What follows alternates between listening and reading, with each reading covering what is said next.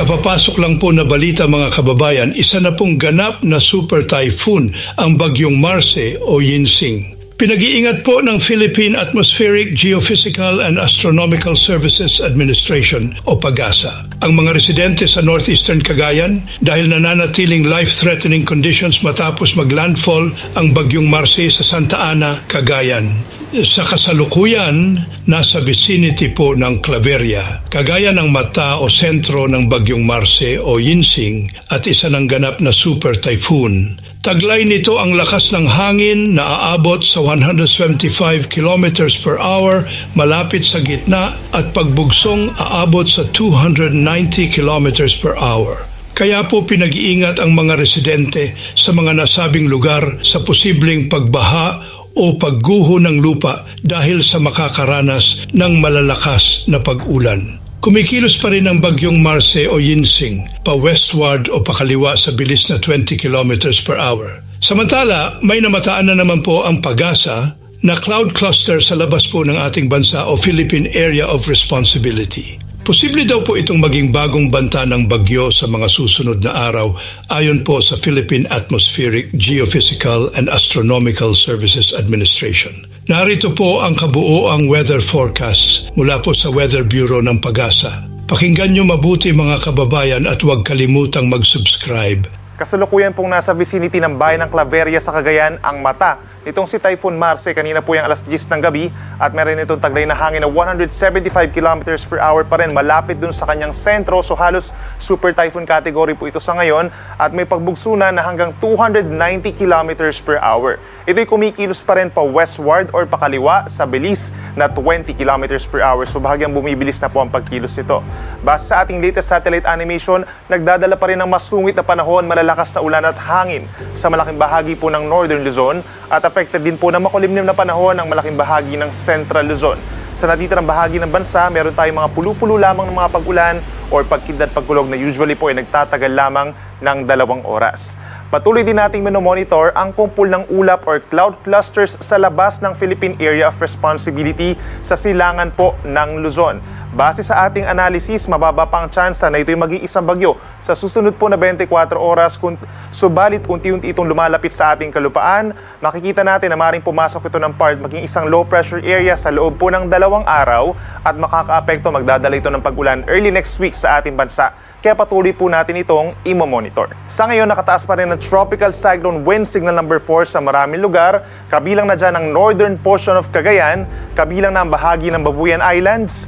Signal number 4 din po sa northern portion of Apayao, northernmost portion of Abra, particularly ang bayan ng Tineg, sa malaking bahagi ng Ilocos Norte, signal number 4, at sa bayan ng Sinait sa northernmost portion ng Ilocos Sur. Signal number 3 naman sa southern portion of Batanes, natitirang bahagi ng mainland Cagayan at ng Babuyan Islands, natitirang bahagi ng Apayao, northern portion of Kalinga, gayon din sa northern portion of Abra and northern portion of Ilocos Sur. Meron naman tayong tropical cyclone wind signal number 2 sa natitirang bahagi pa ng Batanes, gayon din sa northern and central portions of Isabela, rest of Abra, rest of Kalinga and buong Mountain Province, signal number 2 po, gayon din sa northern portion of Ifugao, northern portion of Benguet, at maging sa rest of Ilocos Sur and northern portion of Ilocos or northern portion of La Union rather ay signal number 2. Kapag meron tayong signal number 4, asahan po natin yung hanggang 175 kilometers sa taglay ng hangin sa mga susunod po yan na oras. Itong mga kulay orange or signal number 3 hanggang 120 kilometers per hour. At kapag naman meron tayong signal number 2 hanggang 85 kilometers per hour. So try to imagine na lamang po no, yung mabilis sa sasakyan around 80 kilometers per hour po. So mas mabilis pa doon yung taglay na hangin po ng isang malakas na bagyo kagaya po nitong si Typhoon Marce. Meron naman tayong tropical cyclone wind signal number 1 or hanggang 55 kilometers per hour.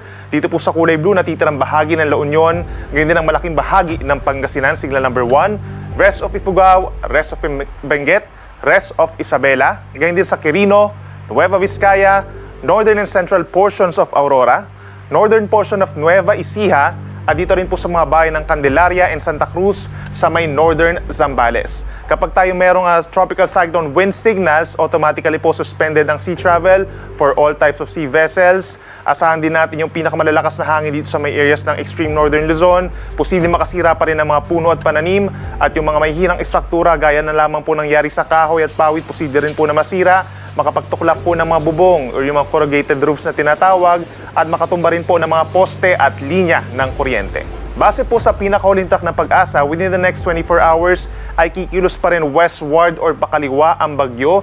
We're talking of the center of Typhoon Marce. As of 3:40 p.m. kanina ay naglandfall po ito for the first time sa may Santa Ana sa Cagayan at nagkaroon ng second landfall after crossing Babuyan Channel dito po sa may bayan naman ng Sanchez Mira sa may western Cagayan alas 9 ng gabi. Inulit natin for reference po ito, no? Pero yung kabuang lawak kasi ng bagyo ay nasa around 900 to 1,000 kilometers po, kaya apektado pa rin ng malalakas na hangin, hindi lang yung mga areas na binanggit natin, kundi yung malaking bahagi po ng Northern Luzon and even parts of Central Luzon. Itong malaking bahagi ng Northern Luzon, aasahan po na magkakaroon ng matinding mga pag-ulan at paglakas po ng hangin, and then bukas po ng umaga, eventually po ay nasa may West Philippine Sea na ang center nitong si Bagyong Marce. At lalabas naman ito ng ating Philippine Area of Responsibility Friday ng hapon or gabi. Mananatili pa rin po as a typhoon category paglampas nitong si Bagyong Marce sa ating kalupaan, and then eventually po pagsapit bukas kung saan papasok naman yung malamig at dry na northeast wind flow, unti-unting hihina ang bagyo at maaaring maging severe tropical storm na lamang pagsapit po ng Sabado or Linggo. Pagdating naman po sa mga pag-ulan, within the next 24 hours, crucial po yung magiging pag-ulan natin. Aasahan pa rin natin yung nasa higit 200 mm po na dami ng ulan dito po sa may Ilocos Norte, Apayao, and Cagayan, kung saan mismo dadaan yung sentro ditong si Bagyong Marce, gayon din yung kanyang eye wall na tinatawag.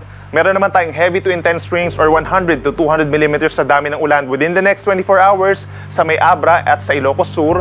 At meron naman tayong moderate to heavy na mga paulan or up to 100 mm din po dito sa may parting La Union, Kalinga, Mountain Province, Benguet, Ifugao, hanggang dito po sa may Isabela at lalawigan ng Batanes. Ito po yung mga areas na posible magtaas pa rin tayo ng heavy rainfall warnings sa mga susunod na oras at mataas po ang tsansa ng mga pagbaha, lalo na sa mga low-lying areas, at mataas din po ang tsansa ng pagguho ng lupa, lalo na sa mga bulubundukin na lugar. Para naman po sa matataas sa mga pag-alon sa malayong parte ng karagatan, meron tayong gale warning sa malaking baybayin pa rin po ng northern and portions of Central Luzon.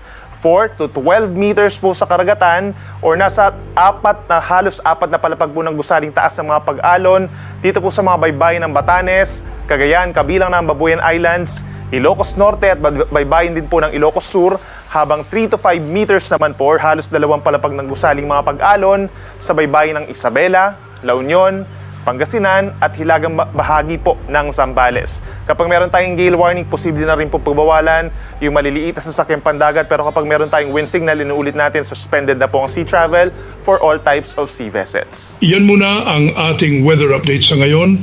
Maraming salamat sa DOST Pag-asa sa pagbabahagi ng kanilang mahahalagang insight sa ating panahon. Mabuhay ang Pilipinas!